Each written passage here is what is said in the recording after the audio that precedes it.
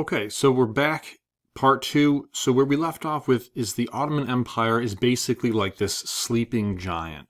So after the Battle of Lepanto in 1571, they're not quite the force they used to be at sea, and they're also plagued by a ton of internal problems that need to be addressed within the boundaries of the empire. So for the first half of the 17th century, they're basically just, they're just basically doing a lot of house cleaning, if you will. It's in the second half that they start to expand their boundaries again, or attempt to, I should say. And what winds up happening is that they once more go on the offensive. They go to lay siege in Vienna, Austria, and they're going to be repulsed by a massive collective European army. And they're going to be forced to retreat and be ultimately pushed out of Hungary as well. And so what winds up happening is that they're never going to be a threat to Central Europe again. They will be a known force, a known empire in the world up until about World War I. After World War I, the Ottoman Empire will essentially disintegrate. But they have a massive sphere of influence that they have carved out for themselves. But it was very difficult to push further into Europe. Europe had been dealing with military invasions and intrusions for centuries and centuries before the Ottoman Turks ever showed up. So Europe was a very established, military powerhouse, collectively speaking. So let's move things forward here. So what is life like under Ottoman rule? You were in Hungary, you're outside of Romania and Wallachia, you were in remnants of the old Byzantine Empire, and now you're under the rule of the Ottoman Empire. What's life like under a gunpowder empire? Well, it's a little bit like this. You have your Sultan, who is the head, the supreme authority in both political and military matters. And as the empire expands, the status and prestige of the Sultan increases as well, and so they might involve themselves in aspects of your life beyond a political or a military sense, even into the day-to-day, the religious aspect of one's life. The Ottoman Empire would have say over. We'll talk more about that in just a second. So as the empire gets broader, it becomes more bureaucratic.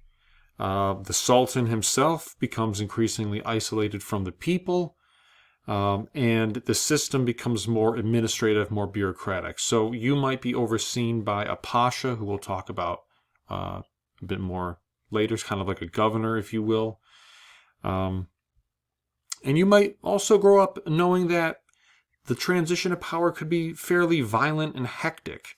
Because the position of the Sultan was hereditary, a son, although, and this is a caveat here, not necessarily the eldest, always succeeded the father. I think there's only one instance where a brother succeeded in the entire history of the Ottoman Empire, so it always goes to a son. As a result of this, not having to be primogeniture, to the eldest son, this practice leads inevitably to struggles over power and succession. So when a sultan dies, all his sons basically have to compete with each other to take the title of sultan. In fact, it's under Mehmet III, when his father dies. He has about 19 brothers he has to compete against. And sort of in Turkic Mongol tradition, you cannot spill the blood of a noble on land. So that means death by strangulation. And this is a huge practice. Because if you're willing to kill your brother to take on the title of sultan, it means that you're not one to be trifled with or messed with. And this helps to solidify your legitimacy to rule in the Ottoman Empire. So there is one instance, like I said, Mehmet III strangles about 19 of his brothers with a silk handkerchief. And this is or silk rope. silk piece of cloth. So it could be handkerchief, could be rope, could be a cloth, but it's basically, at the end of the day, it's death by strangulation. And this is a very common occurrence. So common, in fact, that even in the harem, the sacred place, the private domain of the Sultan, where his wives resided, these could be women who were Christian, who were taken via a raid from, and they could have been noble women, the daughters of prominent elites of European society, who wind up in the harem. Such was the case, actually, under Solomon the Magnificent, as he took one woman who would eventually become known as Roxolana, Horem, the cherished one. She is Polish. She comes from nobility, and she has the musical knowledge, the artistic poetry knowledge. She learns the language very quickly. She learns the politics very quickly within the harem of the Ottoman Empire, and she sort of she seduces Suleiman and basically gets to the point where he doesn't want to spend any time with any of his other wives, just her. She's actually going to wind up convincing him to have his son, via his OG wife, strangled to death so that the son that they have together can rise to the throne. And this is important because in this culture, when one has a son that becomes sultan, if you are the mother of that individual, you now become elevated to queen mother, and you get to act as a major advisor to the throne.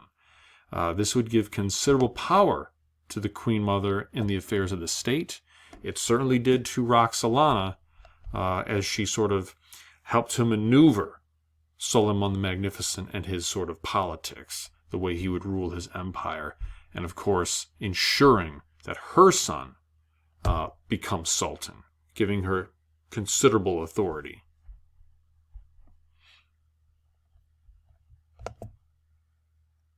So how are we doing? Okay, so let's get to,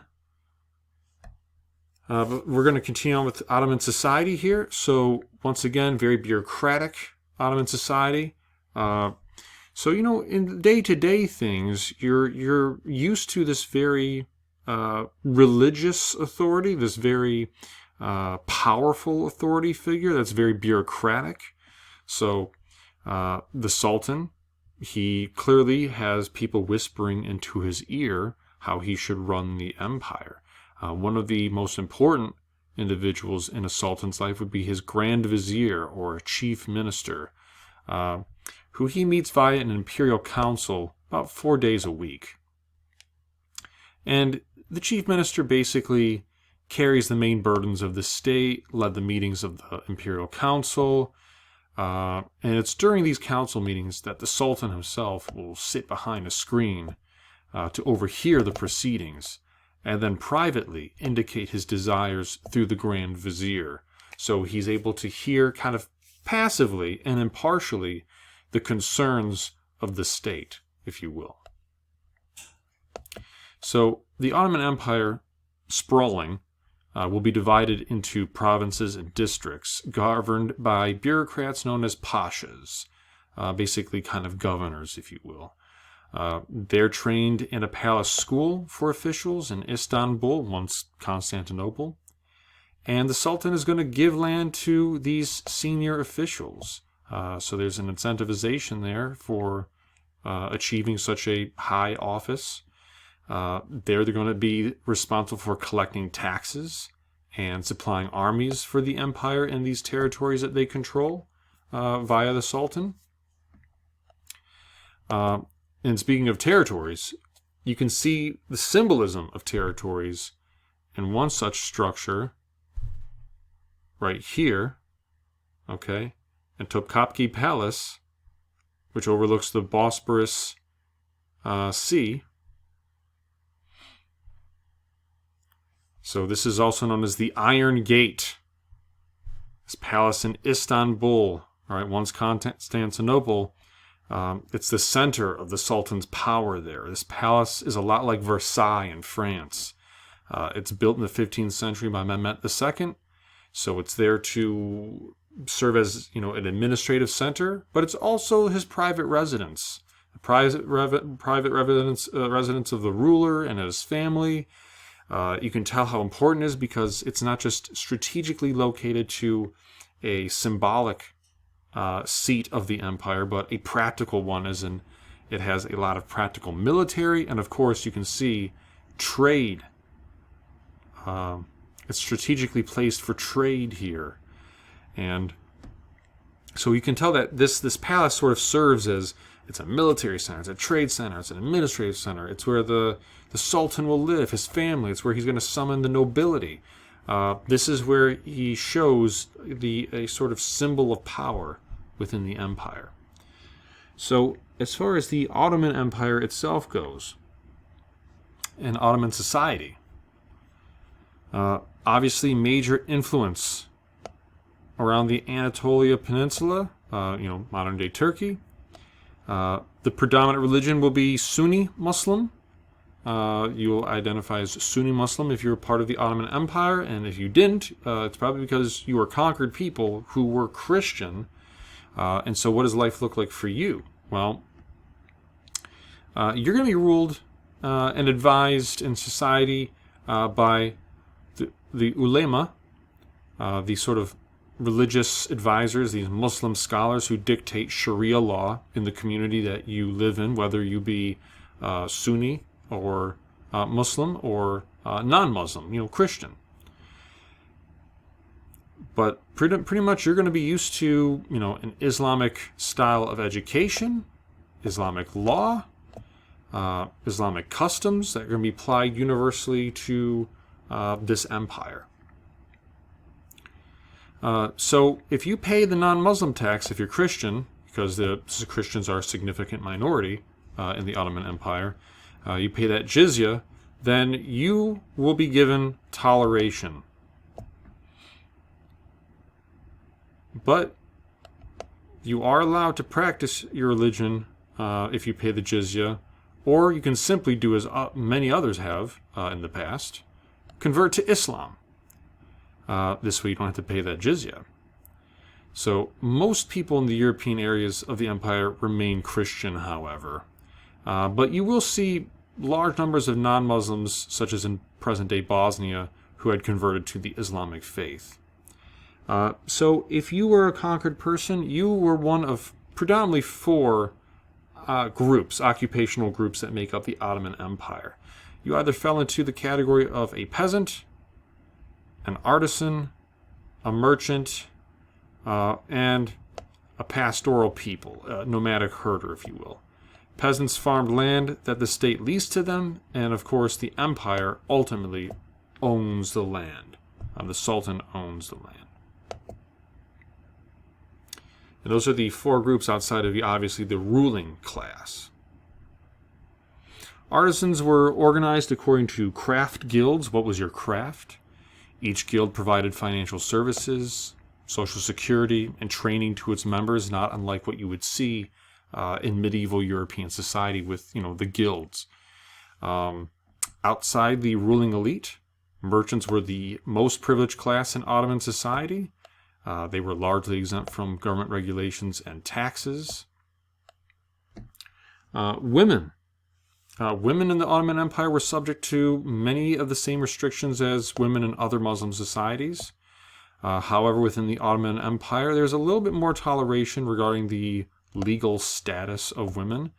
Turkic traditions regarded women as almost equal to men, and therefore when they adopt Islam, you see that carry over. So women were allowed to own and inherit property. They could not be forced into marriage, and in certain cases were permitted to seek divorce. And as we've already discussed with Roxolana, women often gained considerable power within the palace via the harem. In few instances, they served as senior officials. Okay. And as far as architecture goes and art, basically it's a blend between European foundations with an Islamic flair. You see this particularly with the minarets around churches like Hagia Sophia that become mosques. But there are rugs, textiles, so